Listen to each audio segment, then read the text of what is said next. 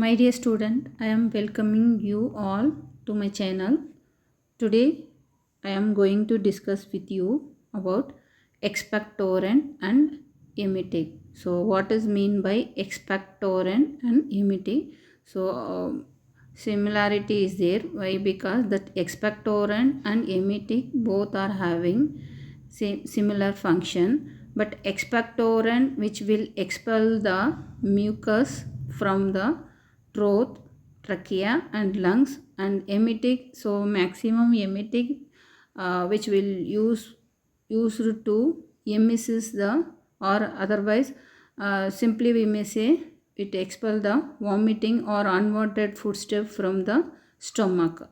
So now we will see brief explanation about expectorant and emetic in this class. So what are all the saline features of expectorant and emetic? So here and cough a protective reflex, that is both voluntary and involuntary, helps to expel irritant matter from the respiratory tract. Once again, let me repeat that. Cough, a protective reflex, both voluntary and involuntary, helps to expel irritant matter from the respiratory tract. So suppose if we are getting allergies with that some dust allergy or so many like pollution itself, so sometimes we will use repeatedly will do the cough. So that is nothing but along with that helps to expel irritant matter from the respiratory tract. Then cough is of two type. So there are classified into two type. What are they? First one, protective cough, and second one, non-protective cough. First one, protective cough, and second one, non-protective cough. Let's see what is the difference between these two. Protective cough produces a mucus or phlegm, that means sputum. That protective cough is nothing but it produces a mucus or sputum, but non-protective cough doesn't produce sputum, that thick mucus layer which will get from the mouth while we are doing cough and all. So that is the difference between non-protective cough and protective cough, always which will expel the mucus, okay, along with cough, but non-protective which doesn't produce sputum. Next, expectorant or drugs used to help in the removal or expulsion. So this is the main important word. So what is the proper definition for expectorant? Mean expectorant or drugs used to help in the removal or expulsion or secretion or exudate. What does that mean? Exudate from the trachea, bronchi and lungs. So this is the main important or proper definition for expectorant. So expectorant is nothing but drugs used to help in the removal or expulsion of secretion or exudate from the trachea, bronchi and lungs. Next, expectorant act upon the respiratory tract in two ways. I told you. So it may be act on trachea, bronchi or lungs, but expectorant depends upon the respiratory tract into two way. By decreasing the viscosity, thick mucus sputum will come, so sometimes we may not able to breathe freely also. So because of some disturbance will come while we are suffering from cold, cough and all. So there, that depends upon the expectorant, its main function on respiratory tract into two ways: by decreasing the viscosity of the bronchial secretion and facilitating their elimination local irritant are expelled and ineffectual coughing is required. So what is that? There are two ways.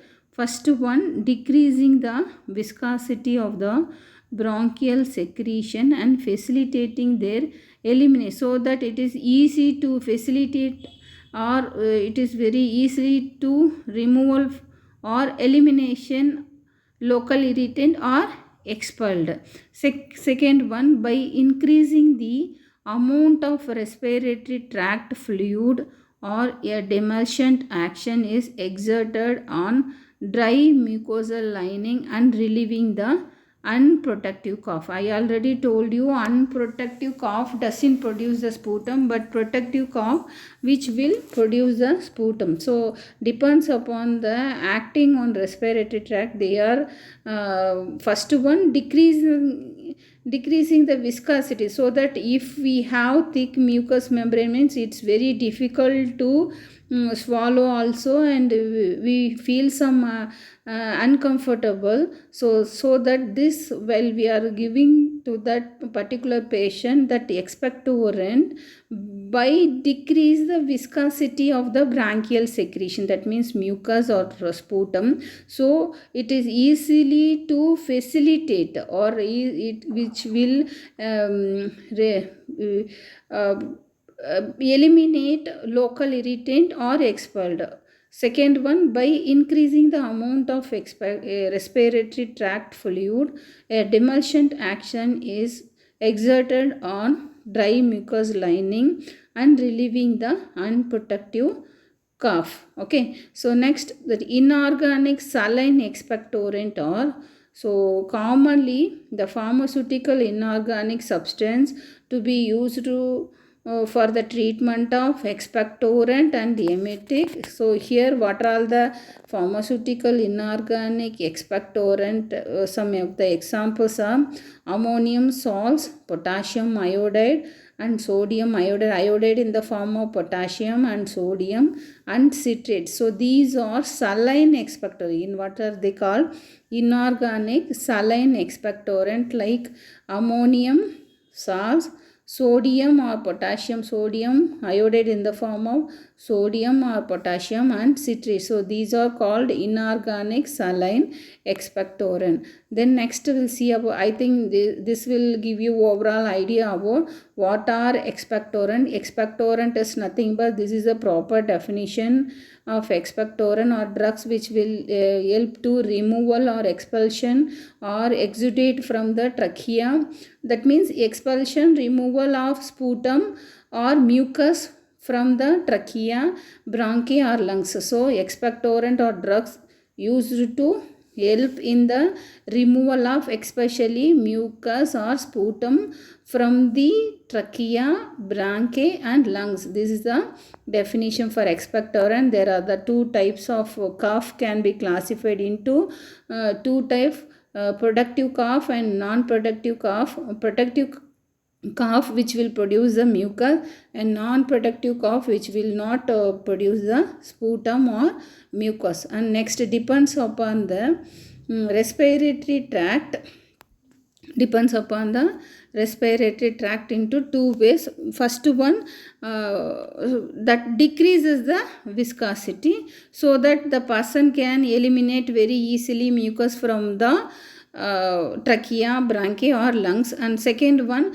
increasing the amount of respiratory tract fluid, so that the demulcent action is exerted on dry mucus lining, so and it relieve the, and here we will not have that mucus, the person will not eliminate the mucus, so it will increases the respiratory tract fluid. So there are two types of respiratory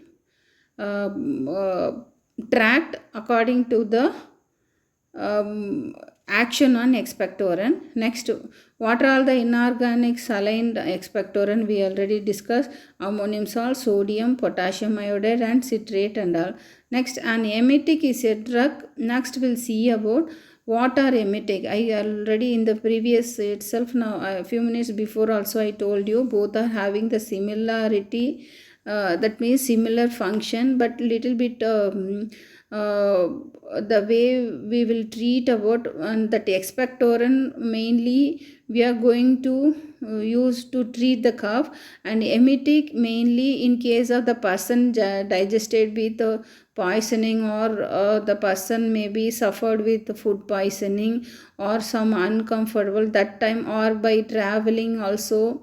That time that emetic is a drug that produces vomiting. That means mainly that emetic is a drug that produces vomiting. Then to control vomiting is known as antiemetic. So here we are studying about emetic. Emetic is a drug that produces, what is the definition for emetic? Emetic differ from antiemetic. Antiemetic is nothing but against their action. That means to prevent the vomiting. While we are traveling, that time we'll have some nausea, vomiting sensation, means that in order to prevent the vomiting sensation, so that time we will use antiemetic. But here we are discussing about emetic. Emetic is a drug that produces vomiting.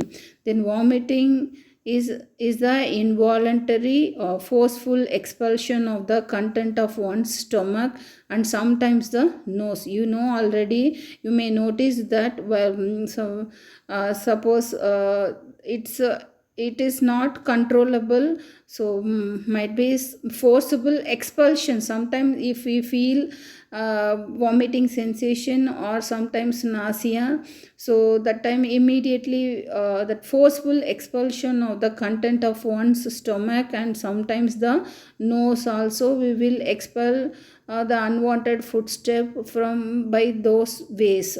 Okay, next, the emetics act either directly or by stimulation of CTZ. CTZ is nothing but, simply we will call it as CTZ, nothing but chemoreceptor trigger zone in the floor of fourth ventricle in medulla, or reflexively by irritate action on gastrointestinal tract. So this is the main mechanism of action of emetic. So what is the mechanism of action of emetic means? So but emetic act, so suppose if we are giving that do emitting might be useful during on surgery that time. So the for stomach wash also we will give the patient to expel the unwanted foodstuff from the stomach. So here the how the emetics will act on our body means, the emetic act either directly in two ways, either indirectly or by stimulation of CTZ.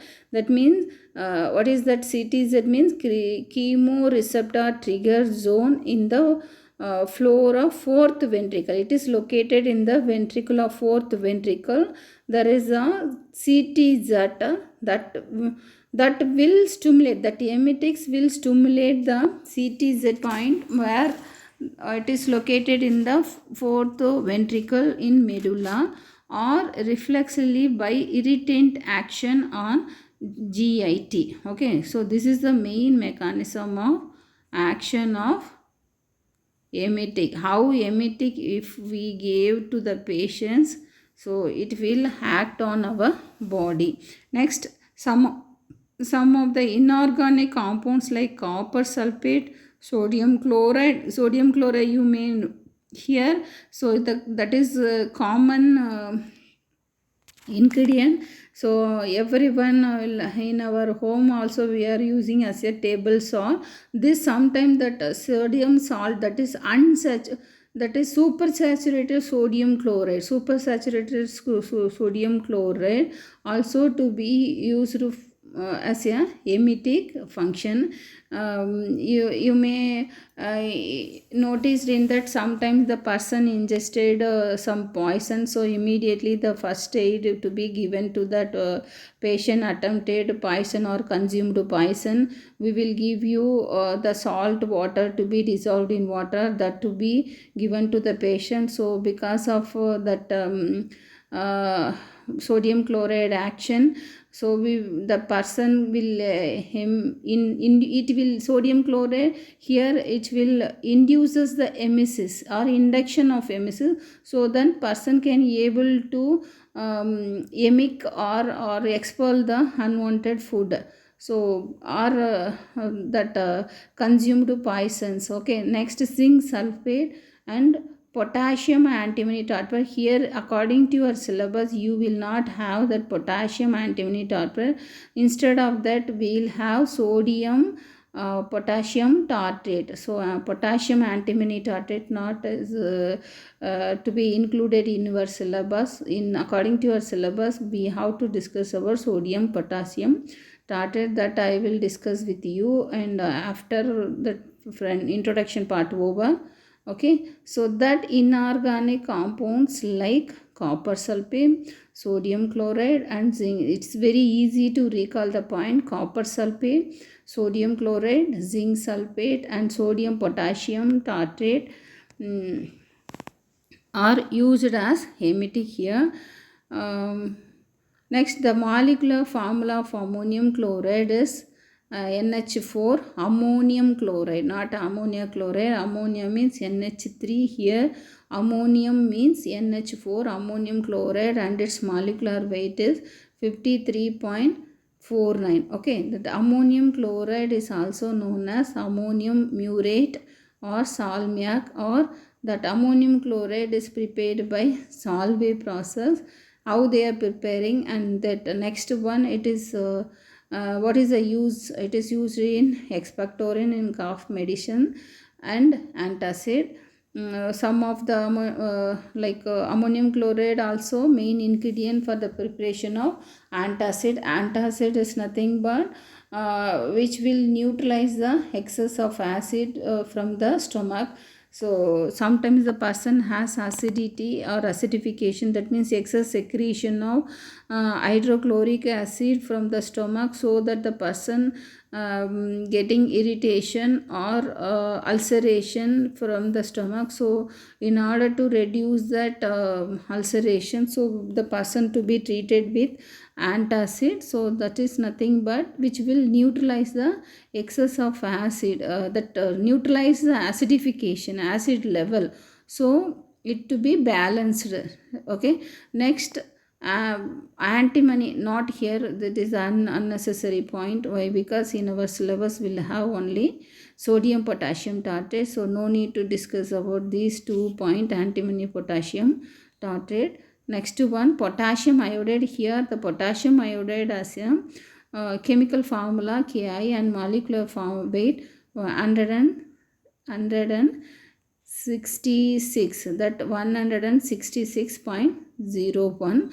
Then potassium iodide is used as a ingredient of expectorant mixture and may be used for the prophylaxis and treatment of goiter.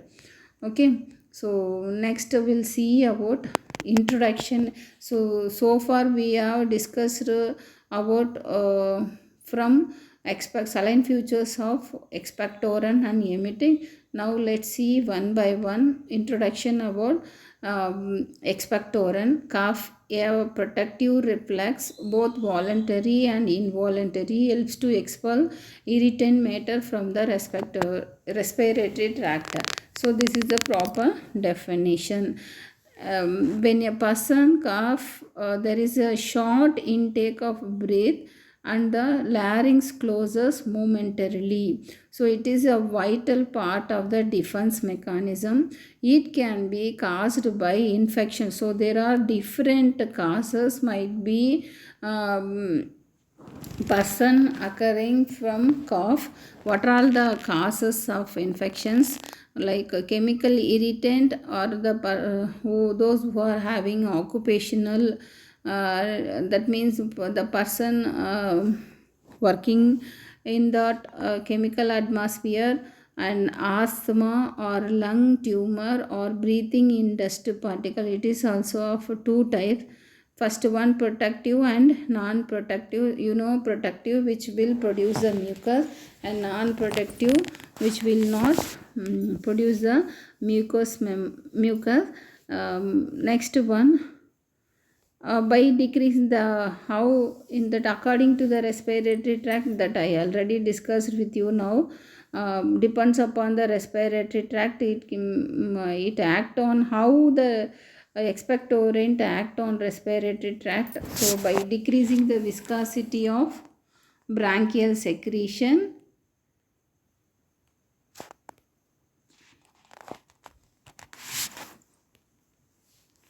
and facilitating their eliminations. Okay, next, by increasing the dental amount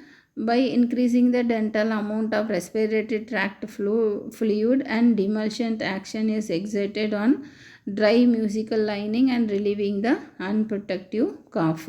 So this is the overall introduction and what is the classification, how expectorant act on respiratory tract.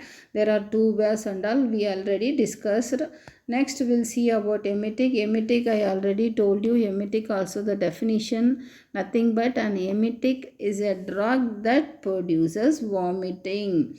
Vomiting is a involuntary. That means we couldn't able to recognize, or we can't able to control also once the person induced by the emesis. So forceful expulsion of the content of one's stomach and sometimes the nose. So emit act either directly, this is mechanism of action, either by directly act on CTS, that means CT is a Krieger-Troger zone, and which is present in the floor of fourth ventricle in medulla, thereby which will stimulate the CTZ. So the person can easily emesis that induced by the emetic. Then it is used medically where a substance has been ingested and must be expelled from the body immediately. Gastric secretion, likewise vomiting or highly acidic salt water and mustard water have been used since ancient times as emetic. So in case not only table salt like sodium chloride and even mustard water also, so the mustard to be grinded well and to be dissolved in water. So this mustard water to be ingested to the patients at consumed poisoning. And few of you noticed in the treatment, while in ancient time they used to give the person consumed the patient, given to them for a first aid treatment. Mustard water have been used since ancient times as emetic. So hydrogen peroxide is also used as an emetic in veterinary practice. So next, the compounds to be used for the treatment of emetic like copper sulfate, sodium chloride and zinc sulfate and potassium, here sodium, potassium tartrate and belong to the what is that here, the text written on the text become a wrong statement, so the it to be cutted from that. So potassium antimony tartrate. So emetic should be avoided in children and in the elderly, pregnant women and patients suffering from CNS depression, unconscious or in coma. Okay, so if the vomiting reflex continues for an extended period, so dehydration, what are the side effect? So if the vomiting reflex continues for an extended period, so repeatedly if you are giving emetic to the person to induce the emesis means, so there are the side effects will occur. So what are the side effects mean? Dehydration, hypokalemia and alkalosis may occur, and replacement of fluid and electrolytes may be, that means ORS, oral rehydration salt, to be given immediately to the patient. Then emetics are also sometimes used in the preparation of cough syrup. So why that emetic also to be added in the formulation of cough syrup means, so both are having similarities, that both are have similar function. So here the purpose of using uh, emetic and expectorant is somehow different. The next one we'll see about brief manner what are all the method of preparation, chemical formula. As per monograph we'll discuss about ammonium chloride. Here what is the molecular formula for ammonium chloride means NH4Cl, and molecular weight 53.49. So the synonym, we should read about synonym also. Ammoniac or ammonium muriate, or sal ammoniac or salmiac or amclar, or that's etc. So better to remind one or two for the remembrance of synonym of ammonium chloride. Next, that ammonium chloride occurs naturally in volcanic regions, forming on volcanic rocks near fume releasing vent. Okay, so next we'll see about method of preparation. So what is the molecular formula for ammonium chloride? NH4Cl. So it is to be prepared from ammonia and carbon dioxide and sodium chloride. That means it is a product of Solvay process used to produce ammonium chloride and sodium carbonate. Ammonium chloride and sodium carbonate. This method is used to minimize ammonia release in some industrial operation. Ammonium chloride is prepared by combining ammonia and either hydrogen chloride. So it's a very simple method. First, that ammonia when treated with hydrochloric acid, so there is the formation of ammonium chloride. And the first one is when ammonia to be treated with carbon dioxide and sodium chloride, there were removal of water. So here we'll have ammonium chloride and sodium carbonate. So this two method of preparation is important from ammonium chloride preparation. Next property, it is a white crystalline salt, highly soluble in water, solution of ammonium chloride, or mildly acidic. That is white crystalline salt, highly soluble, that means freely soluble in water. Solution of ammonium chlorides are mildly acidic. It somehow hygroscopic.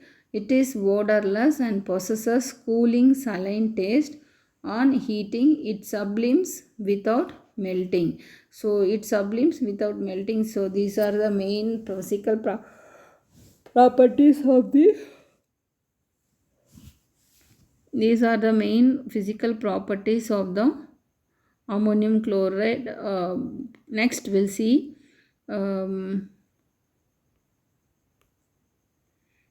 but ammonium chloride react with a strong base. Example, sodium hydroxide. In place of, instead of hydrochloric acid, if we have strong base, so here it is converted into ammonia and it releases ammonia. Here releases ammonia gas and the formation of sodium chloride and water. Okay, so here the ammonium chloride. So what is the formula for ammonium chloride?